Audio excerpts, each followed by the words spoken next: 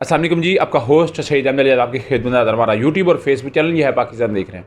लाखों करोड़ों दुरूद सलाम हज़रत मोहम्मद मुस्तफ़ा सल्लल्लाहु अलैहि वसल्लम और आले मोहम्मद पर दो मज़ीद लोगों के ऊपर FIR दर्ज हुई है। बगावत और दहशतगर्दी के मुकदमात हैं।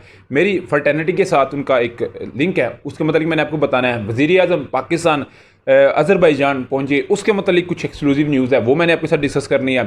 उधर इमरान अहमद खान नियाज़ी साहब के ऊपर वारंट जारी कर दिया गया और मेरा ख्याल है एक ऐसा वारंट जारी किया गया कि जिससे शायद हमने एक बहुत पहले भी तकरीबन 50 साल पहले भी ऐसा अगर कर लेते या तकरीबन 45 साल पहले कर लेते तो शायद वो दिन आज भी रिपीट करना ना पड़ता। उधर जी परवेज़ साहब की अहलिया की एक वीडियो पैगाम सामने आया, वो मैंने आपको बताना है और कुछ पंजाब हुकूमत के सख्त फैसले हैं, मैंने उसके मतलब आपको बताना है। सबसे पहले जी दो सहाफ़ियों के मतलब सुनते जाइएगा। एक समी इब्राहिम साहब जो कि बोल के प्रेसिडेंट हैं, आप जानते हैं कुछ दिन पहले भी वो गायब हो गए थे और अमेरिकन शायद नेशनलिटी होल्डर हैं, तो शायद इसलिए उनको थोड़ा रिलीफ मिला होगा। मगर अभी उनके ऊपर दहशतगर्दी और बगावत का मुकदमा दर्ज कर लिया गया है और बोल चैनल के जो ऑनर हैं या CEO शुएब शेख साहब, उनके ऊपर भी जो है वो FIR बगावत और दहशतगर्दी की काट दी गई और कहा जा रहा है कि ये बरूनी एजेंट हैं और ये मुल्क के अंदर बदअमनी और लोगों को अदारों के खिलाफ उकसाते हैं। और इसी तरह के मुकदमा दो मोईद पीरज़ादा साहब और हो चुके हैं साबर शाकर साहब के ऊपर, और 4 लोगों का मतलब मैं आपको पहले ही बता चुका हूँ। उधर जी अगर मैं आपको बताऊँ तो इमरान अहमद खान नियाज़ी साहब, आप जानते हैं कि वो ज़मान पार्क के अंदर मौजूद थे और ज़मान पार्क के अंदर एक शख्स लाहौर में मौजूद है, मगर उनकी FIR जाके होती है बलूचिस्तान के अंदर। जब बलूचिस्तान के अंदर जाके वो FIR होती है तो उसके मतलब आपको बताता चलूँ कि इमरान अहमद खान साहब का एक कत्ल होता है मियाँ अब्दुल रज़ाक साहब, जो कि सुप्रीम बलूचिस्तान हाई कोर्ट के बार के प्रेसिडेंट थे, बार के शायद मेंबर थे, प्रेसिडेंट एक्स थे मगर बाद में मेंबर थे। तो उनका जी मर्डर हो जाता है, तो उस मर्डर के अंदर इमरान अहमद खान नियाज़ी साहब के ऊपर 302 यानी कि एक कत्ल का मुकदमा दर्ज हो जाता है जी, कि उन्होंने इमरान खान साहब के ऊपर आर्टिकल 6 की बात की थी, इसलिए मुकदमा दर्ज हो गया।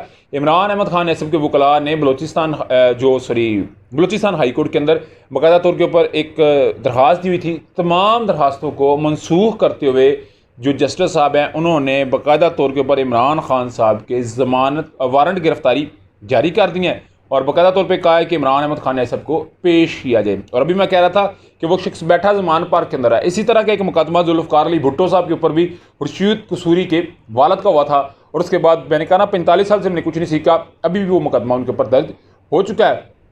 उसके अलावा आज सुबह 11 बजे नैब ने उनको तलब कर लिया है तोहाइफ के सिलसिले में जो तोशाहाना किया है उसके अंदर उन्होंने पेश होना है। और पूरी एक इस वक्त जितना पाकिस्तान तहरीक इंसाफ के चेयरमैन के ऊपर प्रेशर है, शायद ही किसी के ऊपर प्रेशर हो, मगर ये प्रेशर मज़ीद भी आने वाले दिनों में हामिद मीर साहब के मुताबिक बढ़ेगा और क्योंकि जून का महीना उनके लिए बड़ा मुश्किल तरीन गुजरेगा। उधर जी आपको मैं बताता चलूँ तो परवेज़ साहब की जो अहलिया है उनका एक वीडियो पैगाम कल जारी हुआ। उन्होंने कहा जी कि मुझे 1 बजे रात को PIC Punjab institute of cardiology के डॉक्टर्स ने कॉल की, जिनके तमाम टेस्ट लेके आप आए। कहते हैं मैं रात को 1 बजे वहाँ पे पहुँची और जब मैं टेस्ट लेके पहुँची तो उनसे परवेज़ साहब से मुझे मिलने भी ना दिया गया और परवेज़ साहब के कुछ टेस्ट हुए, कुछ टेस्ट ना हुए, उनको ले गए कैंप जेल में ले गए। मैं सुबह कैंप जेल मिलने गई, मैं सारा दिन बैठी रही मगर कैंप जेल में मेरी उनके साथ मुलाकात नहीं हुई। मगर कल कहते हैं मेरी मुलाकात हुई। उसके अंदर जो परवेज़ साहब हैं मरकज़ी सदर हैं पाकिस्तान तहरीक इंसाफ के, उनकी वो कहते हैं जी कमज़ोर तो हैं, उनकी जो है वो फिज़िकली तौर पे कमज़ोर है मगर वो मेंटली तौर पे पूरे रेडी हैं। वो कहते हैं कि पाकिस्तान तहरीक इंसाफ को मैंने नहीं छोड़ना और मैं ना किसी को ये तलकीन करूँगा वो PTI छोड़े और ना मैंने को प्रेस कॉन्फ्रेंस करनी है, यानी कि वो इस वक्त इस मूड में नहीं। मगर जितना परवेज़ साहब का 76 साल की उम्र में ट्रायल हो गया, मेरा हाल एक बड़ा ज़बरदस्त किस्म का उनका ट्रायल चल रहा है और इस एज में इस तरह के चौधरी बरादरान का खड़े हो जाना ये एक बहुत बड़ी सियासत के अंदर मेरा ख्याल है चेंज है, एक बहुत बड़ी चेंज है। आप क्या समझते हैं मुझे आपने लाजमी बताना है। उधर जी आपको मैंने रात को ट्रायल कोर्ट के मतलब बता दिया था जो आर्मी ने बनाई है, 17 के करीब वो कोर्ट्स बनी है जिसमें 108 मुल्ज़मान काम उनके ऊपर शुरू हो गया हुआ है। 172 लोग हैं जिन पे मुकदमात बना के वो होगा। मगर उसके अलावा पंजाब हुकूमत ने बड़े सख्त फैसले करते हुए जो मोहसिन नकवी साहब उन्होंने कहा जी कि जो लोगों की आर्मी ट्रायल नहीं होगा यानी कि आर्मी की कोर्ट्स में ट्रायल नहीं होगा उनका कोर्ट्स यानी कि सिविल कोर्ट के अंदर उनका मुकदमा चलेगा, मगर उस कोर्ट को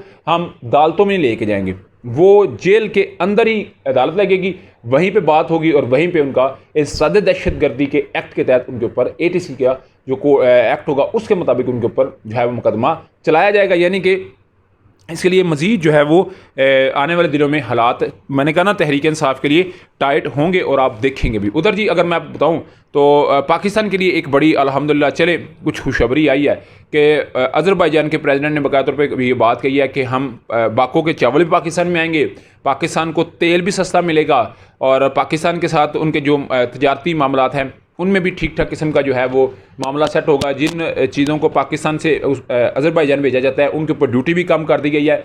मगर दुआ है कि IMF जिस तरह हमें थोड़ा सा वो चला रहा है ना एक बुरे तरीके के साथ, रात को यकीन करें बड़ा दुख हुआ है पाकिस्तानी कि इसहाक डार साहब ने ये बात कही है, हमें पाकिस्तानी सोचना पड़ेगा। अगर हम आपस की कश्मकश में रहे तो फिर हमारा थर्ड पार्टी तो हमसे फ़ायदा ले ही ले रही है। मगर दुआ करें कि ये अज़रबैजान का एक जो है वो मुआहदा अच्छे तरीके से हो और पाकिस्तानी एक्चुअली अवाम जो है ना सर, अवाम ये बात याद रखिएगा, पाकिस्तान का सबसे बड़ा जो मसला वो गुर्बत है, वो महंगाई है, वो बेरोज़गारी है। जिस दिन आपकी अवाम खुशहाल होगी ना सर, आपके मुल्क में ये कोचले भी नहीं होंगे, ये जो 2 नंबरी होगी ये 2 नंबरी भी नहीं होगी। क्योंकि लोग जब खुशहाल होंगे तो किसका ज़रूरत है। यहाँ पे किसी का कारोबार चलता है, अगले दिन धरना शुरू हो जाता है, वेरी नेक्स्ट से कुछ हो जाता है, वेरी नेक्स्ट से कुछ हो जाता है। तो बिज़नेस कम्युनिटी भी परेशान है। बिज़नेस कम्युनिटी तो चलो वैसे ही अमीर से अमीर होती जा रही है, गरीब से गरीब होता जा रहा है। मगर हमें जो मिलता है सफ़ेद पोश, वो हमें कहता है कि हमारे लिए आवाज़ उठाएं, हमारे लिए कुछ बात करें। सैलरीड पर्सन, यकीन करें जितना सलील ख़वार और रुसवा सैलरीड पर्सन हुआ है कोई नहीं हुआ, ये मैं आपको गारंटी देता हूँ, ये मैं आपको गारंटी देता हूँ। ठीक है, पहले वो 262 रुपये ले रहे थे, 35% उनकी सैलरी है, 30% सैलरी बढ़ी है, वो 221 रुपये डॉलर के हिसाब से ले रहे हैं, यानी कि बढ़ने के बजाय कम हो गया क्योंकि डॉलर बढ़ गया। तो ये एक सिचुएशन बनी हुई है। आप क्या समझते हैं, मुझे लाजमी कमेंट में शेयर किया। ब्लॉग वीडियो पसंद है तो चैनल को लाइक सब्सक्राइब अपने दोस्तों से शेयर कर लीजिए। नेक्स्ट वीडियो के लिए होस्ट को जादिया लाल का हमीना। अस्सलाम वालेकुम।